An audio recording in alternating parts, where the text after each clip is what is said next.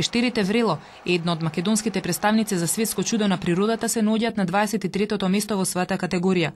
Уште 16 места погоре и ова импозантно дело на природата може да влезе во полуфинале. Пештерите Врело, атрактивна дестинација за туристите. Воодушевени се од она што природата со илјадници години го создавала. Врело или надземната пештера, која мештаните ја нарекуваат крстилница, е млада пештера во која сталактитите и сталагмитите се уште се формираат. Покрај пештерските украси, посебно убавина и даваат и двете езера. Очаровани сме од този. Водушевени сме од тој природен феномен. Се надеваме дека ќе биде номиниран и ќе стане едно од 7 светски чуда. А Матка, целиот канјон, дали ви се допадна? Да. Исклучително е грандиозен и многу ни се допаѓа. Доста красиво. Убаво е, секоја година доаѓаме тука во Матка, ова природа да се ужива. Дали сте биле никогаш до пештерите? До пештерите не сме биле, сакавме, али времето малку. Прва прилика што ќе искористиме, ќе отидеме, керкичките беа до пештерите, се презадоволни.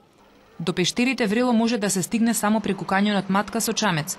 Подземната пештера се уште не е целосно истражена. Долга е 426 метри, а длабока најмалку 98.